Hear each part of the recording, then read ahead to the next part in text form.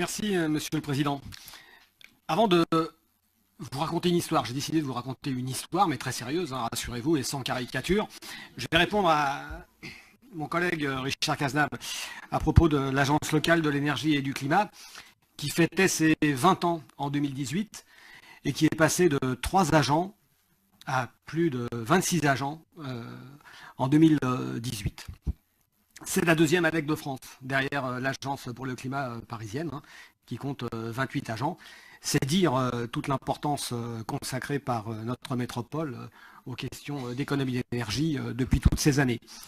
Et il est vrai que nous réfléchissons, comme le fait la métropole, à l'avenir de l'ALEC et notamment à une modification de nos statuts, dans la mesure où la majorité des actions pour lesquelles elle intervient pour le compte de la métropole vont demain faire partie d'un service public. Et donc, il y a toutes les questions de gestion de fait, vous l'avez compris, de marché public, qui nous préoccupent. Et nous sommes donc l'une des premières agences en France à entamer cette réflexion qui va servir probablement également de modèle aux autres agences du territoire. Avant d'entamer mon histoire, je voudrais donner un exemple à Jean-Luc Poulet qui parlait de mesures incitatives pour aider les maisons individuelles et les logements individuels à faire des économies d'énergie et à se lancer dans une rénovation énergétique de bâtiments. Eh bien, sachez qu'en tant que maire de Giers, j'ai utilisé une des possibilités que nous offre la loi d'exonérer. Alors, on peut exonérer totalement ou partiellement de taxes foncières pendant 5 ans des particuliers qui se lancent sans condition de ressources, qui se lancent donc dans une rénovation énergétique de bâtiments. Et nous avons opté à Giers le choix, qui est un choix important, d'exonérer totalement de taxes foncières, donc sous réserve de s'engager dans un processus de rénovation énergétique de bâtiments, les pétitionnaires et les particuliers qui se lançaient dans un tel projet. Donc voilà un exemple de ce que nous pouvons faire. Je sais que d'autres collectivités l'ont fait ou y réfléchissent. Maintenant, je vais vous raconter mon histoire. Alors, elle commence, vous vous en doutez, par « Il était une fois », parce que toutes les histoires commencent par « Il était une fois ». Un beau pays avec un beau président, intelligent, parce que les histoires sont plus belles quand le héros est beau et intelligent, qui avait été élu par ses citoyens avec des promesses de changer non pas le monde, non pas qu'il manque d'ambition, le temps viendrait, mais notre beau pays, gouverné jusqu'alors par des représentants de l'ancien monde, avec de vieilles méthodes et de vieux projets.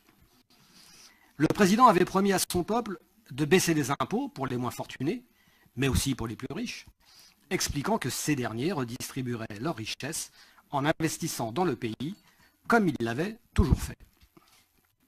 Le président promet également davantage de ressources, plus de bois pour le chauffage, plus de confort dans les maisons, tout en affirmant que toutes ces mesures ne coûteraient pas davantage d'argent aux contribuables, déjà fortement ponctionnés dans le pays par des années de mauvaise gestion par les représentants de l'ancien monde. Le programme était alléchant et le peuple décida donc de faire confiance à ce nouveau président qui avait de bien belles ambitions pour un nouveau départ.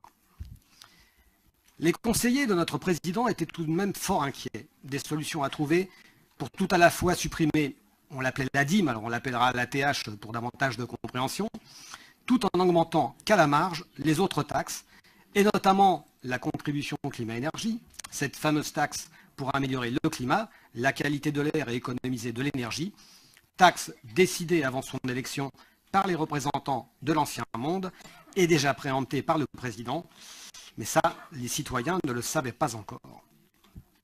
Ce qu'ils avaient oublié, nos conseillers, c'est que notre président était très intelligent, formé dans les meilleures écoles, rompu aux techniques des usuriers les plus brillants, chez lesquels il avait fait ses premières armes. Il avait secrètement, du moins le pensait-il, imaginé utiliser l'argent récolté au moyen de la CCE pour compenser la suppression de l'ATH. Il avait également imaginé transférer au territoire de son beau pays, lesquels ne manquaient pas d'idées ni d'énergie, le soin de mettre en œuvre toutes les mesures en faveur du climat, de l'habitat et des déplacements, en créant un service public de l'efficacité énergétique et en prenant soin d'expliquer que pour financer ces mesures, il consacrerait 100% des augmentations progressives de la fameuse taxe CCE année après année. Il était sûr de son action, notre président, car les exemples ne manquaient pas dans notre beau pays, sur la capacité des territoires à mettre en œuvre le fameux service public de l'efficacité énergétique. Il donnait d'ailleurs souvent en exemple un petit village gaulois, près des montagnes, où le chef du village, on l'appellera Séphérarix, ne manquait ni d'idées ni d'énergie pour déployer des mesures en faveur de la transition énergétique. C'est ainsi que l'on dénommait les mesures mises en œuvre. D'aucuns nous diront que Séphérarix disposait d'un entourage très prolifique, que les idées ne manquaient pas, et l'on prétendait que lui-même usait, sans jamais en abuser, je vous rassure, de potions aussi nombreuses vertus pour mener à bien sa politique. Toujours est-il que cela fonctionnait. Le territoire du petit village de Séphérarix, qu'il l'appelait la métropole, avait mis en œuvre un ensemble de mesures en faveur de l'habitat. Il se murmurait que les villageois habitaient des maisons de plus en plus confortables et moins dispendieuses sur le plan énergétique, que les villageois profitaient de cheminées bien plus performantes que la moyenne. La métropole en finançait même une grande partie du remplacement. Les villageois de la métropole pouvaient emprunter des moyens de transport plus vertueux que les anciennes charrettes polluantes, et on disait même que l'air que l'on respirait dans la métropole s'améliorait année après année. Toutes ces mesures étaient financées principalement par la métropole. Elles permettaient de maintenir et de créer de l'emploi dans les territoires où chaque euro dépensé était réinvesti immédiatement dans l'économie locale, créant une économie circulaire aux nombreuses vertus, ce dont avait rêvé le président et dont il éprouvait des difficultés à prouver l'efficacité, ce dont il avait rêvé existait bel et bien dans certains territoires. Il fallait donc s'en inspirer. Tous les éléments semblaient donc réunis pour tenir les promesses du président. Du moins ce dernier le pensait-il. Malgré les mises en garde de ses conseillers, lesquels ne constataient toujours pas le retour de l'investissement promis par les plus fortunés, dont les impôts avaient été allégés, et malgré la grogne des citoyens qui montaient depuis les territoires. On les appelait alors les toques jaunes, en référence à leur tenue, grogne à laquelle le président ne prêtait guère plus d'attention. La suite des événements nous démontrera son imprudence sur ce dernier point. Tous les éléments étaient donc réunis, ou presque, car les moyens financiers consacrés à ces nouvelles dépenses, notamment celles liées à la mise en œuvre du service public de l'efficacité énergétique, auraient dû être couverts par la fameuse taxe CCE dans son intégralité, et non à l'aide uniquement de la seule recette liée à son augmentation. Le compte n'y était pas. Et il fallait alors décider de poursuivre plus fortement l'augmentation de la CCE pour financer le service public de l'efficacité énergétique. Vous l'avez compris, mes chers collègues, toute ressemblance avec des personnages ou des faits existants ou ayant existé est bien réelle et non fortuite. La suite, nous la connaissons, avec la colère des Gilets jaunes, convaincus entre autres que la suppression de l'impôt sur les grandes fortunes était une aberration et une injustice sociale, et convaincus également, faute d'explications convaincantes, qu'il ne faudrait pas augmenter les autres taxes, la CCE comprise. Et c'est précisément là qu'il nous faut faire preuve de pédagogie et de courage politique. Et c'est tout l'intérêt de cette délibération qui en appellera vraisemblablement d'autres.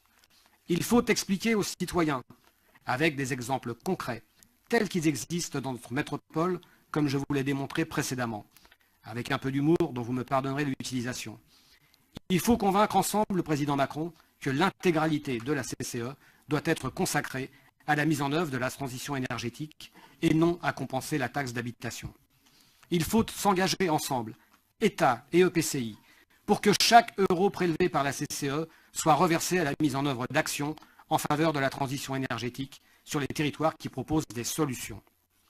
Il faut s'engager à ce que chaque euro perçu par ces mêmes territoires soit réinvesti dans l'économie locale, et les territoires sont prêts à contractualiser avec l'État sur ces engagements, comme nous le faisons dans notre métropole, pour rénover les bâtiments, pour moderniser nos systèmes de chauffage, qui consomment 50% de l'énergie et polluent, pour améliorer la mobilité et les déplacements, et par conséquence la qualité de l'air, et dire que des sommes seront consacrées à alléger les charges des citoyens victimes de précarité énergétique, que des allègements de charges pourront être possibles sur les carburants et des aides au changement des véhicules les plus polluants seront mises en œuvre pour les moins fortunés de nos citoyens. C'est ainsi que nous sortirons par le haut de la crise sociale dans laquelle notre pays s'enfonce peu à peu. C'est ainsi que nous redonnerons confiance aux citoyens, comme nous le faisons dans nos territoires, en créant de la richesse et de l'emploi. C'est ainsi, avec la mise en œuvre du service public métropolitain de l'efficacité énergétique, dont la portée doit être étendue à la mobilité et au déplacement, que nous gagnerons ensemble État et collectivités, le grand défi de la transition énergétique et écologique sur lequel notre métropole est d'ores et déjà fortement engagée. Merci.